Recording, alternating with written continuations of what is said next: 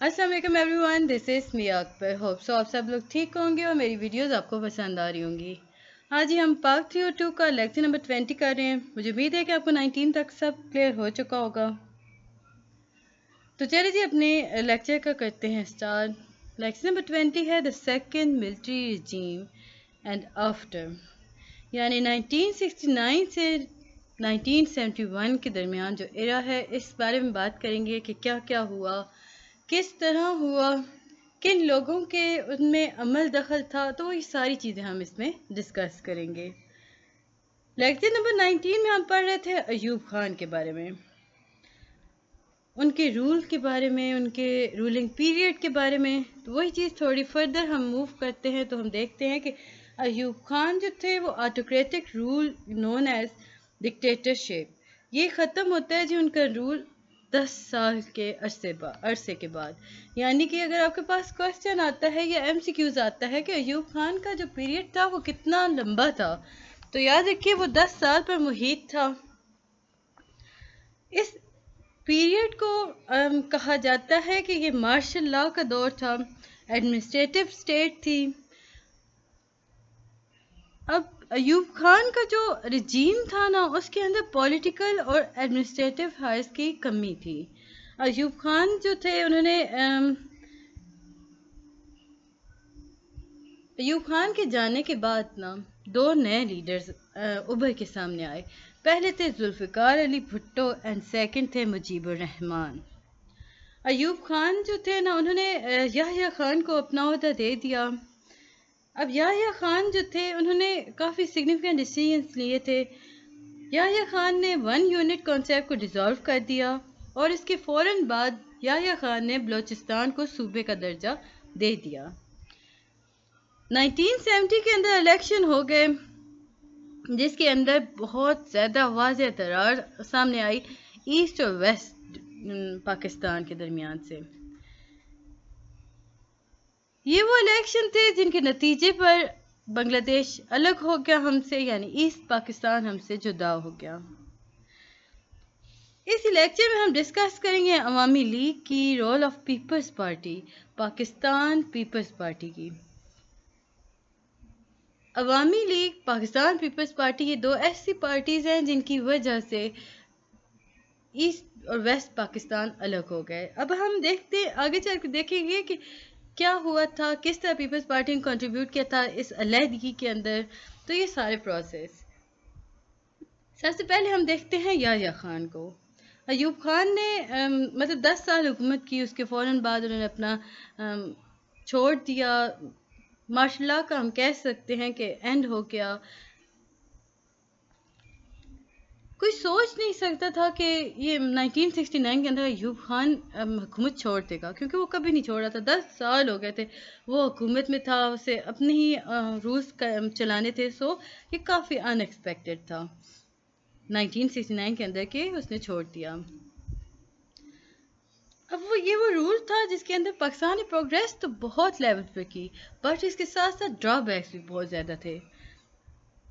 ये वो टाइम था जब जुल्फ़िकार अली भुट्टो और मुजीबुर रहमान दोनों पॉलिटिकल लीडर के तौर पे ईस्ट और वेस्ट पाकिस्तान में नमूदार हुए। अब ये वो वक्त है जिसके लिए अब हम कह सकते हैं कि अयूब खान के लिए ये दौर इतना कोई पीसफुल नहीं था। उसके लिए बहुत ज़्यादा प्रॉब्लम हो रही थी कि अपनी पावर को रिमेन रख सके, या मतलब दोबारा से उसे उसी लेवल पर ले जा सके। इसलिए उसने क्या किया, उसने याह्या खान को अपना ओहदा दे दिया। याह्या खान जो थे वो CNC थे आर्मी के अंदर। जब उनके पास जनरल की पावर आई, अब याह्या खान जो थे ना, वो उनके नज़दीक था कि रिप्रेजेंटेटिव गवर्नमेंट जो है वो एक अच्छा सलूशन है पाकिस्तान को बैलेंस या स्टेबल करने के लिए। उन्होंने इस बारे में काफ़ी बात की। याह्या जो थे ना, वो अयूब खान से काफ़ी ज़्यादा मुख्तलिफ थे।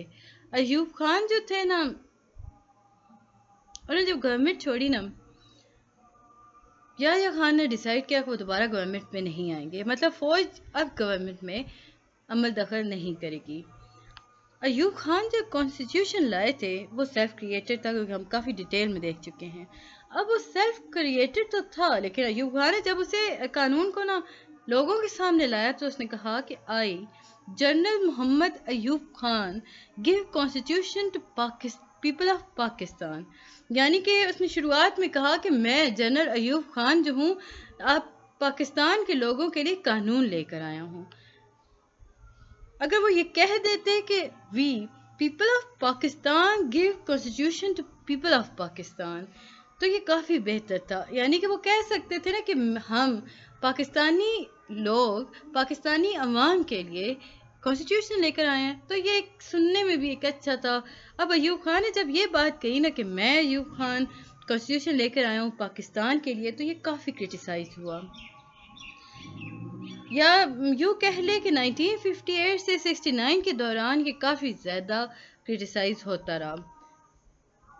ایوب خان جو تھے انہوں نے کبھی بھی نیشنل لیڈرشپ کو آنے ہی نہیں دیا سامنے, انہوں نے کبھی وائس پریزیڈنٹ کو اپوائنٹ نہیں کیا, کوئی پولیٹیکل ایڈمنسٹریٹو ہائر نہیں تھے.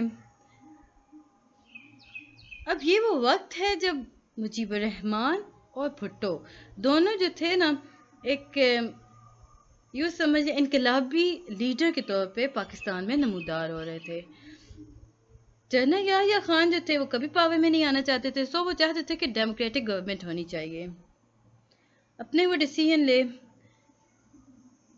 اب یہاں پہ اگر آپ کے پاس کوشچن آتا ہے کہ ایوب خان اور یحییٰ خان کے درمیان آپ ڈفرینس کریں تو آپ کے پاس آئے گا کہ ایوب خان جو تھے وہ ڈیپوٹک تھے, یعنی کہ وہ ڈیسپوٹک تھے اور یحییٰ خان جو تھے وہ پاور میں نہیں آنا چاہتے تھے. بہت سمپل, ایوب خان پاور چاہتے تھے, یحییٰ خان نہیں چاہتے تھے. ایوب خان فیم چاہتے تھے, یحییٰ خان نہیں چاہتے تھے. سو یہ وہ ساری ڈیسیژنس تھی جو کہ مطلب ڈفرینس تھے جو آ رہے تھے. یحییٰ خان جب جنرل بنے نا تو انہوں نے سب سے پہلے کیا کیا کہ انہوں نے ڈیزالو کر دیا 1 یونٹ کو. یہ سارا کچھ ہوا تھا نومبر 28 1969 اور بلوچستان کو پروونس بنا دیا. انہوں نے پارٹی کو ریووک کر دیا, 1 مین 1 ووٹ کہہ دیا. یحییٰ خان نے کہا کہ ایک آدمی ایک ووٹ ہوگا. تو اس کے بعد یعنی کہ اس بیس پر جتنی بھی میجورٹی ہوگی نا وہ ایسٹ پاکستان کے اندر سیٹ کے بیس پر ہونا شروع ہو گئی. یعنی کہ میجورٹی سیٹس ہیں ان کے پاس, وہی لوگ حکومت کر سکیں گے. یحییٰ خان نے یہ جو ڈیسیژنس لیے تھے نا یہ پاکستان کی پالیٹکس کی ہسٹری میں کافی امپورٹنٹ تھے. اس کے بعد ہمیں بتاتے ہیں کہ ایوب خان جو تھے انہوں نے ڈیوائڈ کیا تھا نا, جیسے کہ ہم نے شروع میں دیکھا تھا کہ 2 حصوں میں تقسیم کر دیا تھا, ویسٹ اور ایسٹ پاکستان. بٹ کہا یہ تھا کہ یہ سارے 1 یونٹ کے اندر ہوں گے, یعنی کہ ایک ہی صدر ہوگا. حصے تو 2 ہوں گے لیکن ایک ہی رولر ہوگا ان کے درمیان. اس نے انٹروڈیوس کرایا تھا بی ڈی سسٹم کو. بی ڈی سسٹم ہم ڈیٹیل میں دیکھ چکے ہیں, بیسک ڈیموکریسی سسٹم, جس کے اندر اس نے کہا کہ 80,000 بیسک ڈیموکریٹس جو ہوں گے وہ ایکولی ڈیوائڈ کر دیے جائیں گے بہت ونگ کے اندر. یحییٰ جو تھے نا وہ انہوں نے اس میٹر کو کافی سیریس لیا. انہوں نے کنسیڈر کیا کہ 1 یونٹ اسکیم جو ہے وہ پاکستان کے لیے کافی زیادہ یوز لیس ہے. بیکاز دیکھیں پاکستانی کمیونٹی جو ہے وہ ملٹی کلچر ہے, ان کے پاس ڈفرینٹ کلچر, سو ایک یونٹ کے اندر رکھنا بہت مشکل تھا. آگے چل کے ہمیں امپورٹنٹ جو چیز ہے وہ بتاتے ہیں کہ یحییٰ felt the pulse time. He had not ended 1 unit scheme, rather he uplifted the status of Balochistan as a province in Pakistan. یہاں میں جا کے بتاتے ہیں کہ یحییٰ خان نے نا بہت ٹف ٹائم دیکھا. اس نے 1 یونٹ اسکیم کو ختم کرنے کے بجائے زیادہ تر اس کا فوکس تھا کہ بلوچستان کو ایک الگ صوبے کے طور پر سامنے لایا جائے پاکستان کے اندر. اور سیکنڈ جو تھا اس نے ریووک کیا تھا پارٹیز کو 2 ونگز کے اندر اور اناؤنس کیا تھا 1 مین 1 ووٹ. تو یاد رکھیں 1 مین 1 ووٹ کا جو لوگو ہمارے سامنے آتا ہے یہ یحییٰ خان کی وجہ سے ہے. اب یہ جو ساری باتیں تھیں نا یہ ڈیسائیڈ کی گئی تھی ان LFO, جس کے اندر کہا یہ گیا تھا کہ سمپل میجورٹی ریکوائرڈ ہوگی کانسٹیٹیوشن بنانے کے لیے. اب یہ 30 مارچ 1970 کو LFO کا اجلاس ہوتا ہے. اس میں بتایا جاتا ہے کہ آپ الیکشن کرائیں گے, الیکشن کی ٹائم کتنا ہوگا, کتنی مدت میں, اس کا پورا فریم ورک کر کے بتا دیا گیا تھا کہ کس طرح الیکشنز ہونے ہیں. آگے چلتے ہیں تو ہمارے سامنے آتا ہے legal frame work of Pakistan. It was clear from the legal framework order that Pakistan will be a federal state. The national integrity and sovereignty will be the ensured in democratic norm. अब इसमें यहाँ पे आके बता दिया गया ना legal frame LFO के अंदर कि पाकिस्तान जो है वो फेडरल स्टेट है, इसके कानून की आपका हुक्मरानी होगी इसके अंदर, हम इसकी मतलब सालमियत को कोई चैलेंज नहीं कर सकता। इसी के अंदर हमें बताया गया था कि जो कॉन्स्टिट्यूशन है वो 120 डेज के अंदर बन जाना चाहिए, अदरवाइज उसे ख़त्म कर दिया जाएगा। लेकिन इसी दौरान मुजीबुर रहमान ने अपने 6 पॉइंट्स फार्मूला का ऐलान कर दिया जो कि पाकिस्तान के काफ़ी खिलाफ थे, पाकिस्तान की सालमियत के खिलाफ थे। इस वजह से मुजीब को गद्दार का मतलब उसे गद्दार कहा जाने लगा। अब जी इलेक्शन स्टार्ट हुए 1970 के अंदर। पाकिस्तान के अंदर पहले इलेक्शन जो हुए थे ना, या general election ever held in Pakistan इन 1970, जिसके बाद मुल्क की तकसीम अमल में आ गई, या यूँ कह ले कि एक बहुत वाज़िया दरार सामने आ गई। अब वो जो छोटी सी दरार पड़ी थी ना अयूब खान की वजह से, वो बहुत खुलकर सामने आ गई।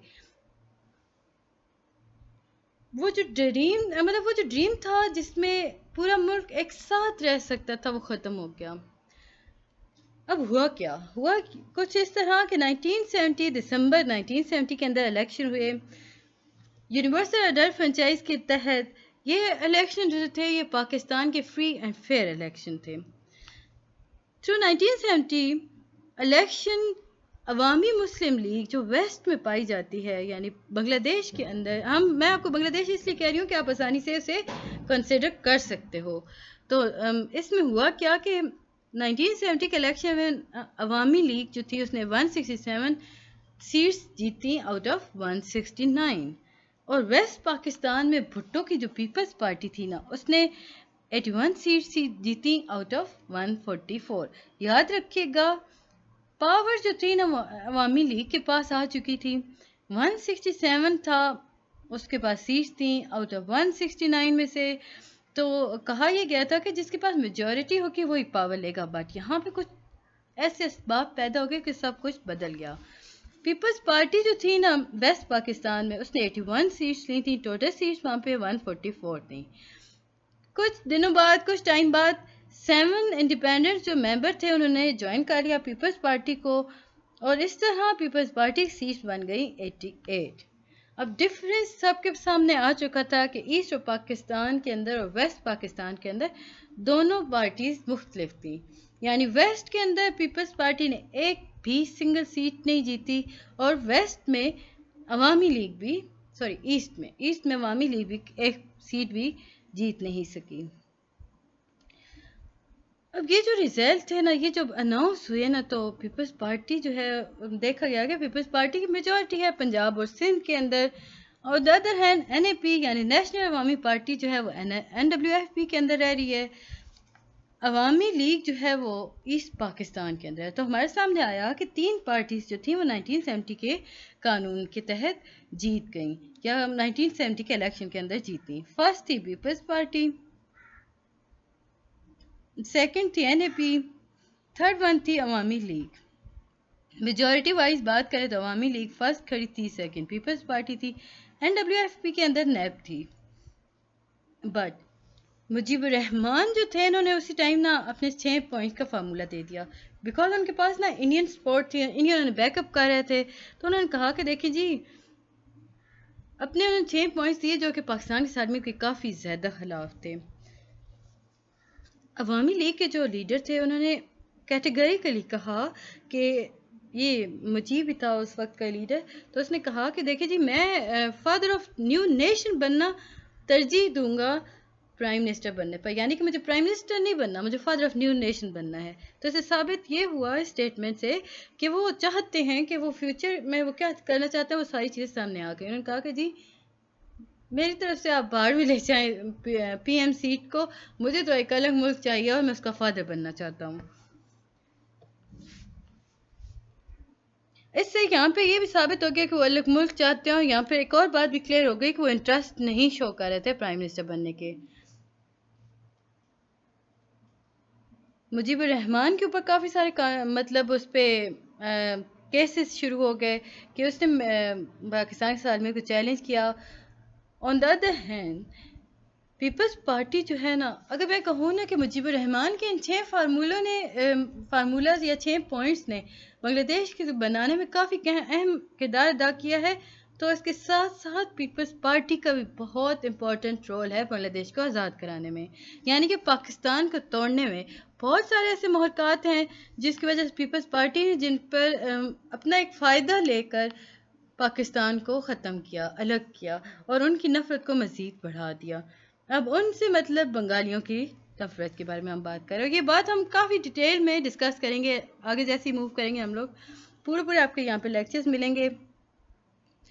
اب یہاں پہ بتاتے ہیں کہ یحییٰ خان کے ساتھ نا لیڈر آف پی پی یعنی پیپلز پارٹی کے جو لیڈرز تھے نا، ان کے کافی زیادہ درینہ تعلقات تھے، یعنی کہ بھٹو کے جو تعلقات تھے وہ یحییٰ خان کی وجہ سے ان کے ساتھ بہت زیادہ تھے.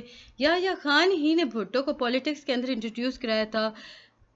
پیپلز پارٹی کے اگر روٹس دیکھیں تو وہ اگین ایک ڈکٹیٹرشپ کی طرف جاتی ہے، یعنی کہ انہیں بھی جنرل ہی نے ایک بنا کے پارٹی بھیجا تھا. یحییٰ خان نے کیا کیا، اس نے کیا نا لڑکانہ میں وہ گیا اور بھٹو سے جا کے ملا، کانسٹیٹیوشن کرائسس کے بارے میں بات کی. لیکن یحییٰ خان ڈھاکہ بھی گیا. یہاں پہ ڈفرنس دیکھیں کہ بھٹو کے پاس خود چل کر کیا. On the other hand Dhaka کے اندر مجیب الرحمان کو گورنر ہاؤس میں بلایا گیا اور ان سے میٹنگ کی گئی، بیکاز میجورٹی مجیب الرحمان کے پاس تھی، سو وہ اپ کمنگ پرائم منسٹر تھے پاکستان کے. اب یہ جب میں بات بتا رہی ہوں کہ یحییٰ خان جو تھے نا وہ بھٹو کے گھر گئے میٹنگ کے لیے اور مجیب الرحمان کو انہوں نے گورنر ہاؤس بنایا، تو اس سے ثابت کیا ہوا کہ ٹرسٹ بیریئرز وہاں پہ موجود تھے. مجیب الرحمان نے 6 پوائنٹس دے دیے تھے جس کی وجہ سے پتہ چل رہا تھا کہ وہ غدار ہے، اسے اسی لیے گورنر ہاؤس بلایا گیا تھا.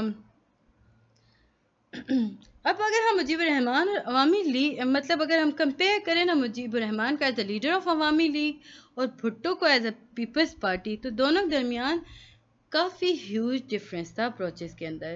بھٹو جو تھے وہ کسی حد تک چاہتے تھے کہ پاکستان یونائٹ رہے. آن دا ادر ہینڈ مجیب الرحمان چاہتے تھے کہ پاکستان ڈیوائیڈ ہو جائے. اب یہ جو کانسٹیٹیوشن کرائسس شروع ہو گیا تھا نا پاکستان کے اندر، یہ ورس ہو گیا جب مجیب الرحمان نے نیو یارک ٹائم کے اندر اپنا ایک انٹرویو کے دوران کہا کہ وہ دیکھ رہے ہیں کہ پاکستان کے اندر پاکستان کے اندر 2 پرائم منسٹر ہوں گے. یہ جو سٹیٹمنٹ تھی نا یہ پاکستانی مطلب سالمیت کے خلاف تھی، ڈیموکریٹک نارمز کے اگینسٹ تھی. ایسے کیسے ہو سکتا تھا کہ ایک اسٹیٹ کے اندر 2 پرائم منسٹر ہوں؟ یہ تبھی ممکن ہے جب ایک اسٹیٹ یا یوں سمجھ لیں کہ اس ایک اسٹیٹ کے 2 حصے ہو جائیں، اسے الگ کر دیا جائے. تو یہاں پہ سامنے آ چکا تھا کھل کر کہ مجیب الرحمان کبھی بھی نہیں چاہتا تھا کہ پاکستان ایک ساتھ جڑ کے رہے، وہ ہمیشہ سے سیپریٹ اسٹیٹ بنانا چاہتا تھا. نیو کانسٹیٹیوشن کی حامل نہیں تھی ہماری کنٹری اس وقت. یہاں پہ ایک یوں سمجھ لیں کہ مجیب الرحمان نے نا قتل و غارت شروع کروا دی اپنے ایریاز کے اندر، لوگوں کو مارنا شروع کر دیا. اس وقت آرمی کے جنرل تھے جنرل ٹکا خان، انہوں نے کیا کیا، انہوں نے آپریشن لانچ کر دیا اس پاکستان کے اندر. اب مجیب الرحمان نے نا جلدی سے کیا کیا، اس نے مکتی باہنی فورس بنا دی تھی اس پاکستان کے اندر، جو پاکستان کے ساتھ یعنی پاکستان آرمی کے ساتھ اس نے جنگ سٹارٹ کر دی، سول وار جسے ہم کہتے ہیں. اس سول وار کی وجہ سے بنگلہ دیش بن گیا. بنگلہ دیش بننے کے اندر انڈیا کی انوالومنٹ بہت زیادہ ہے. وہ مکتی باہنی کو سپورٹ کر رہے تھے، اس موومنٹ کو سپورٹ کر رہے تھے. انڈینز چاہتے تھے کہ پاکستان ٹوٹ جائے اور اسی طرح ہوا. اب اس جنگ کے اندر نا یہ 1971 کی وار ہے، اس کے اندر نا رشیا نے انڈیا کی بہت مدد کی اگینسٹ پاکستان. یاد رکھیے گا، Russia help India in war of 1971 against Pakistan. 1971 کی جنگ کے اندر ہندوؤں کے ساتھ مل کر رشیا نے کافی اہم کردار ادا کیا. آن دا ادر ہینڈ ہمارے ساتھ جو تھے نا وہ سمپل یوں سمجھ لیں کہ لپ سروس پرووائڈ کر رہے تھے سمپل پاکستان کو، زبانی طور پہ پاکستان کا ساتھ دے رہے تھے، پاکستان کی ہیلپ نہیں کر رہے تھے. وہ تھے امریکہ، چائنا، فرانس اینڈ انگلینڈ. ان لوگوں نے کیا کیا جی، انہوں نے خالی لپ سروس دی، یعنی زبانی کلامی کہہ دیا اوکے فائن پاکستان کے ساتھ ہیں ہم، بٹ ہیلپ نہیں کی۔ رشیا جو تھا اس نے بہت کروشل کام کیا۔ آج بھی انڈیا اور رشیا کے تعلقات بہت بہترین ہے بیکاز آف دیٹ کہ انڈیا ہمیشہ سے رشیا کے ساتھ رہا اور رشیا ہمیشہ سے انڈیا کے ساتھ رہا ہے۔ انڈیا جو تھا وہ سپورٹ کر رہا تھا مکتی بانی کو، اور دسمبر کے آخر تک وہ کرتا رہا۔ اب 1970 دسمبر کے لاسٹ ہے، پاکستان آرمی جو تھی وہ سرنڈر کر چکی ہے انڈیا کے آگے، اور بنگلہ دیش جو ہے وہ الگ ہو چکا ہے۔ مجیب جو ہے وہ جیت چکا ہے۔ مجیب جو ہے وہ ایک غدار تھا، بہت بڑا غدار تھا، اور یہ پاکستان کی ہسٹری میں لکھا، مطلب اس میں لکھا گیا ہے کہ یہ ایک ورسٹ غدار تھا، جو کہ دوست بن کے جس نے حملہ کیا پاکستان کی پوسٹ پر۔